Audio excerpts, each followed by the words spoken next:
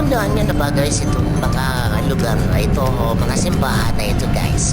Ito yung mga napuntahan ko dati na magtanda at mga lumang simbahan sa iba't ibang lokasyon ng ating bansa guys. Napakaganda kasi na tignan ang mga simbahan na ito guys. Oh. Kaya yun, kung may pagkataon kayo guys, pasyalan ninyo. At kung may share kayo, pa-share na alam din yung makuha nyo guys sa mga lumang mga simbahan na inyong napuntahan. Nakakaalibang ka sa akin.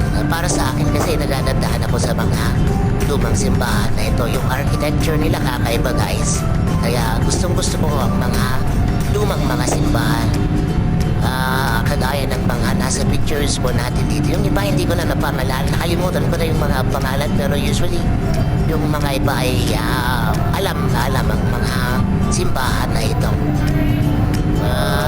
Paki-comment naman guys kung ano yung pinakaluma o nagugustuhan yung lumang simbahan na inyong napuntahan na. Marami pa akong hindi napupuntahan guys at sana makapuntahan rin ako sa mga lugar na ito. Kagaya dun sa Cagayan, sa Bohol, sa Cebu, hindi ko pa naikot yan.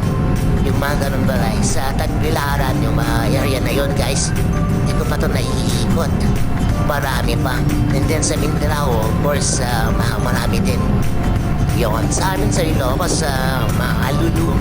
lumang aming mga simbahan doon guys.